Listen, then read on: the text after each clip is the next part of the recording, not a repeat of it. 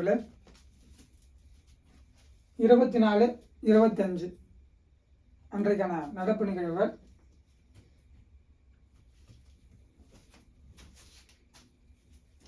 India America இடையே ஒப்பந்தம் நடந்திருக்கு. இந்தியாவுக்கும் அமெரிக்காவுக்கும் இடையே ஒப்பந்தம் நடந்திருக்கு. 2 ஒப்பந்தத்தில் கையெழுத்திட்டுக்கிறாங்க. நம்ம இந்தியா சார்பில் 2 இந்தியாவுக்கும் அமெரிக்காவுக்கும் இடையே ஒப்பந்தம் வந்து 2 ஒப்பந்தம் கையெழுத்து இடப்பட்டிருக்கு. பாதுகாப்புத்துறை அமைச்சர் ராஜ்நாத் சிங் அமெரிக்காவுக்கு பயணம் மேற்கொண்டதன் பேரில் இப்போ இந்த 2 ஒப்பந்தம் கையெழுத்திடப்பட்டிருக்கு. SOSA அதாவது வந்து இந்த செக்யூரிட்டி ஆஃப் சப்ளைஸ் அரேஞ்ச்மெண்ட் அப்படின்னு ஒரு அக்ரிமெண்ட். யாருடையதுன்னா அது வந்து அமெரிக்காவுடைய அக்ரிமெண்ட். இது இந்த செக்யூரிட்டி ஆஃப் அதான் வந்து SOSA.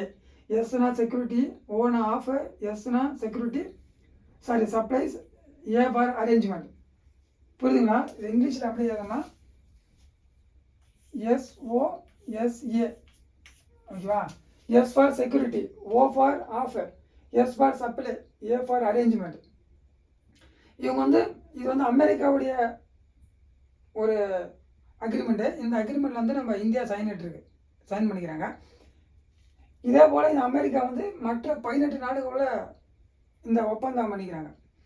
இந்த செக்யூரிட்டி ஆஃப் சப்ளை அக்ரிமெண்ட்டில் இதே ஒப்பந்தத்தை நமக்கு இப்போ இந்தியாவுக்கு போடுறாங்கல்ல, அதே போல் ஏற்கனவே 17 நாடு கூட ஒப்பந்தம் போடுறாங்க. நம்ம நாடோட சேர்த்து 18 நாடு மொத்தமாக அந்த அக்ரிமெண்ட்டுகளை இணைஞ்சது. நம்ம ஒரு நாடும் அதில் 18 நாடு கூட நம்ம ஒரு நாடு இருக்கிறோம், இந்தியாவும் இருக்குது.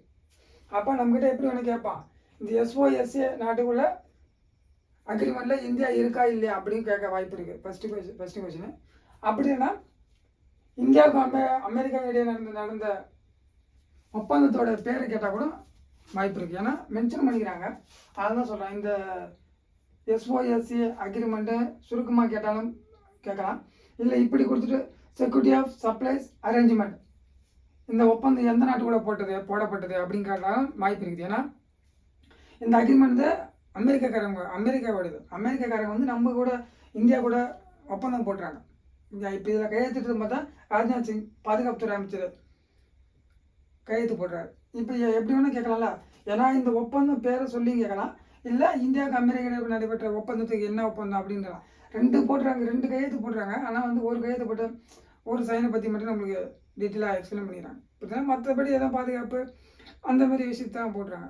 அது எதுனா இந்த ஒரு முக்கியமான ஒப்பந்தம் இது. இதை கொஞ்சம் தெரிஞ்சு வச்சுங்க. ஏன்னா இந்தியாவுக்கும் அமெரிக்கா இடையே ஒப்பந்தம் வந்து எந்த அக்ரிமெண்ட் என்ன அக்ரிமெண்ட் அப்படின்னா இந்த பாலிசி தான், security of supplies arrangement. First இது மட்டும் நல்லா தெரிஞ்சுக்க ரொம்ப முக்கியமானது. வைரம் கண்டு எடுத்துக்கிறாங்க. 2வது அடுத்த கண்டுபிடிச்சு பார்த்தீங்கன்னா வைரம் எடுக்கப்பட்டிருக்கு. உலகிலே 2வதாக இருக்குது, பெரிய வைரமாக இருக்குது. அது எங்கன்னு கேட்டால் ஆப்பிரிக்காவில் போட்ஸ்வானா அப்படின்ற பகுதியில் அந்த வைரம் கண்டெடுக்கப்பட்டிருக்கு. இதை தெரிஞ்சுக்க. இந்த வைரம் கண்டெடுக்கப்பட்டு எங்கன்னு கேட்டால் ஆப்பிரிக்கா போட்ஸ்வானா உலகிலே 2வது இடத்துல இருக்குது. அந்த பெரிய வைரமாக இது வரைக்கும் கடைசியில் 2வது இடத்துல இருக்குது. ஜஸ்ட் அதை தெரிஞ்சுங்க. அதுக்கப்புறம் இதான் முக்கியமானது, ரூமி 1 ராக்கெட். ஏற்கனவே எஸ்டர்டே பார்த்தீங்கன்னா தெரியும், இந்த ராக்கெட்டை பற்றி சொல்லியிருக்கோம். ஏவ போகிறாங்க சொல்லிடுறோம். சென்னையில் இருக்க இந்த ஸ்பேஸ் ஜோன் நிறுவனம் வந்து சென்னையில் தான் இருக்குது. இந்த ஸ்பேஸ் ஜோன் நிறுவனம் என்ன பண்ணிக்கிறாங்கன்னா ரூமி ராக்கெட் அப்படின்னு ஒரு ராக்கெட்டை கண்டுபிடிச்சிக்கிறாங்க. இவங்க சென்னையில் செயல்படுத்தி பார்த்துக்கிறாங்க. என்னன்னு கேட்டால் இந்த ராக்கெட்டு எதுக்குன்னா, இங்கேருந்து மேலே எடுத்து போய் ராக்கெட் என்ன பண்ண செயற்கைக்கோளை மேலே எடுத்து போயிட்டு செயற்கைக்கோளை பிரிச்சுட்டு பிறகு என்ன பண்ண ராக்கெட் வந்து கடல்லையோ செயற்கை வச்சுருவாங்க. அதுக்கப்புறம் அதை யூஸ் பண்ண முடியாது, மறுபடியும் புதுசாக தான் நம்ம ரெடி பண்ணுவாங்க ராக்கெட்டு. ஆனால் இந்த ராக்கெட் என்னென்னா இங்கேருந்து மேலே எடுத்து போயிட்டு செயற்கைக்கோளை வெளியே வச்சுட்டுக்கப்புறம் மறுபடியும் நம்மக்கிட்டே வந்துடும் அந்த ராக்கெட்டு. அதுக்காக அந்த மாதிரி வடிவமைச்சுக்கிறாங்க அந்த ராக்கெட்டை. அந்த ராக்கெட்டோட பேர் ரூமி 1 ராக்கெட்டு. இப்போ இது வந்து சென்னையில் செயல்படுத்தி பார்த்துக்கிறாங்க. எங்கன்னு கேட்டால் சென்னையில் செயல்படுத்தி பார்த்துக்கிறாங்க.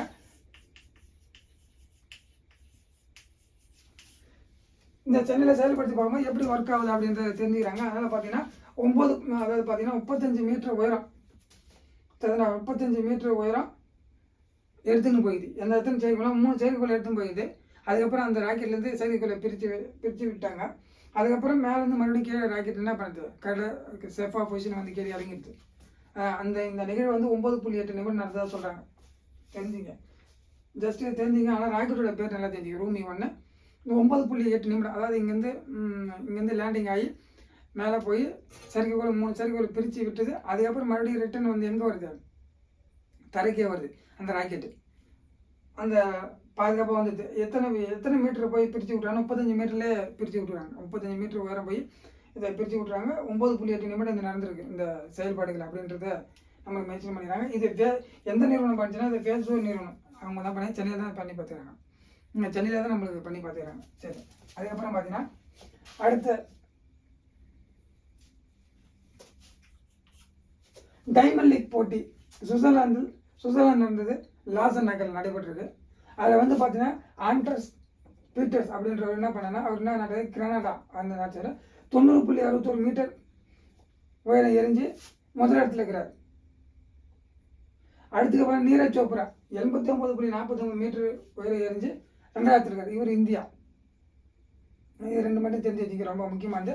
டைமண்ட் லீக் போட்டி அதில் வந்து சுவிட்சர்லாந்து நடந்தது, லாசன் நகர். ஃபர்ஸ்ட் இடம் யாருன்னா ஆண்டர்சன் பீட்டர்ஸ், அது கனடா அவர் ஊரோட பேர். அந்த 90.61 மீட்டர் எரிஞ்சுக்கிறார் அவர். நீரஜ் சோப்ரா வந்து 89.49 மீட்டர் தான், இந்தியாவை சேர்ந்தவர். இது தெரிஞ்சுங்க. அதுக்கப்புறம் பார்த்தீங்கன்னா ரொம்ப இம்பார்ட்டன்ட் முதல்வர் பட்டியல். ஓகேவா, முதல்வர் பட்டியல் என்ன முதல்வர் பட்டியல் அப்படின்னு பார்த்தா இந்தியா டுடே இதழ்கள அவங்க தான் இந்த அறிக்கையை வெளியிட்டுக்கிறாங்க. என்னன்னு கேட்டிங்கன்னா, யார் இப்போ எந்த முதல்வர் சிறந்த முதல்வர் அப்படின்ற மாதிரி கணக்கெடுப்படுத்துக்கிறாங்க. கணக்கெடுப்படுத்த மெம்பர்ஸ்லாம் கொடுத்து அதெல்லாம் நமக்கு தேவையில்லை. யார் ஃபர்ஸ்ட்ல இருக்கிறாங்கள, யோகி ஆதித்யநாத், உத்தரப்பிரதேச சேர்ந்தவர், உத்தரப்பிரதேச முதல்வர் அவர். இவர் தான் ஃபர்ஸ்ட் இடத்துல இருக்கிறார். ஒரு சிறந்த தலைவராக கணக்கெடுப்பில் கேட்கும்போது இவர் பார்த்தா இவர் தான் ஃபர்ஸ்ட் இடத்துல, யோகி ஆதித்யநாத் அப்படின்னு உத்தரப்பிரதேச முதல்வர் தான். குறிப்பிட்ட நிறைய பேர்கிட்ட கருத்து கணிப்பு கேட்டதுக்கு இவர் தான் ஃபர்ஸ்ட்டு சொல்லிக்கிறாங்க. 2வது பார்த்தா அரவிந்த் கெஜ்ரிவால், டெல்லி சேர்ந்தவர், டெல்லி முதல்வர். இவர் வந்து உத்தரப்பிரதேசம், யோகி ஆதித்யநாத் உத்தரப்பிரதேசம் முதல்வர். அதில் அரவிந்த் கெஜ்ரிவால் வந்து டெல்லி முதல்வர். அடுத்தபடியாக மம்தா பானர்ஜி மேடம், அவங்க வந்து மேற்கு வங்கத்தை சேர்ந்த முதல்வர். 4வது இடத்துல தான் நம்ம ஸ்டாலின் ஐயா இருக்கிறார், முதல்வர். நம்ம தமிழ்நாட்டோட முதல்வர் ஸ்டாலின் ஐயா இருக்கிறார். அப்போ பார்த்தீங்கன்னா யோகி ஆதித்யநாத் சார் வந்து என்ன பண்ணீங்கன்னா உத்தரப்பிரதேச முதல்வர், அவர் ஃபர்ஸ்ட் இடத்துல இருக்கிறார். 2வது இடம் பார்த்தா அது அரவிந்த் கெஜ்ரிவால் அவர்கள் வந்து டெல்லி முதலமைச்சர், அவர் 2வது இடத்துல இருக்கிறாரு. மம்தா பானர்ஜி மேற்கு வங்காளம் சேர்ந்த முதல்வர் 3வது இடத்துல இருக்கிறாங்க. ஸ்டாலின் ஐயா அவர் வந்து தமிழ்நாடு சேர்ந்தவர், அவர் 4வது இடத்துல இருக்கிறார். இந்த லிஸ்ட் எதை வச்சுன்னு கேட்டீங்கன்னா சிறந்த முதல்வர் அப்படின்ற மெத்தடில் இந்த வரிசை இருக்கு. இப்போ இதே வந்து செல்வாக்கு மிக்க முதல்வர் யாரு அப்படின்றதையும் வெளியிட்டுக்கிறாங்க. இது வந்து சிறந்தது யாரு, ஒரு பிரபலமானவங்க, நல்ல செயல்பாடு அப்படின்னு மக்களுக்கு எத்தனை பேர் அந்த வச்சு இந்த டேட்டா. அதனுடைய காலவரிசை 1 2 3 4. ஃபர்ஸ்ட் யோகி ஆதித்யநாத், 2வது அரவிந்த் கெஜ்ரிவால், 3வது மம்தா பானர்ஜி, 4வது வந்து ஸ்டாலின் ஐயா. 4 பேர் முடிஞ்சா. இப்போ இதை பார்த்தீங்கன்னா செல்வாக்கு மிக்கவர் அப்படின்னு பார்க்கும்போது யாரு அப்படின்னு பார்த்தா ஃபர்ஸ்ட் என்ன, ஹிமந்த் பிஸ்வா சர்மா. இவர் வந்து என்ன ஆகுதுன்னா அசாமை சேர்ந்த முதல்வர். ஹிமந்த் பிஸ்வா சர்மா அசாமை சேர்ந்த முதல்வர் இவர். 2வது பார்த்தீங்கன்னா மம்தா பானர்ஜி அவர்கள். பூபேந்திர பட்டேல் குஜராத் முதல்வர். இந்த 2 பேருமே சேர்ந்து 2வது இடத்துல இருக்கிறாங்க. அதாவது மம்தா பானர்ஜி அவர்களும் பூபேந்திர பட்டேல், இவர் வந்து குஜராத்துடைய முதல்வர். இவங்க 2 பேருமே செகண்ட் பிளேஸ் தான் இருக்கிறாங்க. 3rd பிளேஸ் யாருன்னா அது Aravind Kejriwal 3rd place. 4th place வந்து ஸ்டாலின் அவர்கள், தமிழ்நாடு சேர்ந்தவர். இப்போ பார்த்தீங்கன்னா இங்கேயும் 4th பிளேஸ் தான் ஸ்டாலின். அதாவது இந்த பட்டியலில் எந்த பட்டியல் இது வந்து பிரபலமான பட்டியல். இந்த பட்டியலில் வந்து ஸ்டாலின் அவர்கள் 4வது இருக்காரு. அதே 4வது தான் செல்வாக்கு மிக்கது 4வது தான் இருக்காரு நம்ம தமிழ்நாட்டை சேர்ந்த முதல்வர் ஸ்டாலின் அவர்கள். ரொம்ப இம்பார்ட்டன்ட். இந்த முதல்வர் பட்டியலில் கேட்க வாய்ப்பு இருக்குது, இதை தெரிஞ்சுங்க. அப்போ 2 நாளையுமே சேர்த்தோம், 25 26 2 நாளுமே சேர்த்து முக்கியமான கண்டவசி மட்டும் நம்ம இருக்கிறது. எல்லாத்துலேயும் நம்ம திட்டங்கள் அந்த மாதிரி தான் சரிதானா? சரி வாங்க. இதில் வந்து முக்கியமானு பார்த்தீங்கன்னா இந்த இந்தியாவும் அமெரிக்கா இடையே ஒப்பந்தம், இந்த 2 ரொம்ப இம்பார்ட்டன்ட். அமெரிக்கா ஒப்பந்தம், ராஜ்நாத் சிங் பாதுகாப்புத்துறை அமைச்சர் கைது போடுறார். அந்த மாதிரி தான் இந்த SOSC இது ஒரு எக்ஸ்பிரஷன் தெரிஞ்சுக்க எத்தனை நாடுகள்னா 18 நாடோட இதுவரையும் அமெரிக்கா ஒப்பந்தம் போட்டுறாங்க. ஏன்னா உலக நிகழ்ச்சியில் வரும்போது அந்த 18 தேவைப்படலாம், அப்படின்னா இந்த SCSO தேவைப்படலாம். அதோட பார்த்தீங்கன்னா அதுக்கப்புறம் ரூமி ராக்கெட், இந்த பேர் மட்டும் தெரிஞ்சுன்னா போதும். இந்த ரூமி ராக்கெட் 1 சென்னையில் தான் நிறுவப்படுற 9.8 நிமிடம் நிறுவனம் நடந்தது. அப்பெல்லாம் தேவையில்ல. இந்த நிறுவனம் யார், ஸ்பேஸ் ஒன் நிறுவனம், ரூமி ராக்கெட் அவங்க தான் செயல்படுத்தி விட்டு பார்த்துக்கிறாங்க. ஃபஸ்ட்டு எப்படி ஒர்க் ஆகுது அப்படின்றத பார்த்துக்கிறாங்க. ஃபஸ்ட்டு இப்போ தான் பார்த்துக்கிறாங்க அதை. அதுக்கப்புறம் இன்னும் எக்ஸ்ட்ரா முதல்ல சும்மா ஜஸ்ட் எப்படி ஒர்க் ஆகுது அப்படின்ற மாதிரி தான் பண்ணிப்பேன். அதுக்கப்புறமா தான் இந்த செயற்கைக்கோள் எடுத்து மொத்த டன்னு அதிகமாகிறது சரிண்ணா அதெல்லாம் பார்க்கலாம். அதை பண்ணுவாங்க. அதுக்கப்புறம் டைமண்ட் லீக்ல சுவிட்சர்லாந்துலேருந்து ராசன் நகரில் இதில் 2வது நீரஜ் சோப்ரா எத்தனை மீட்டர் கேட்டால் 89.49 மீட்ரு. ரொம்ப ரொம்ப இம்பார்ட்டன்ட் இது.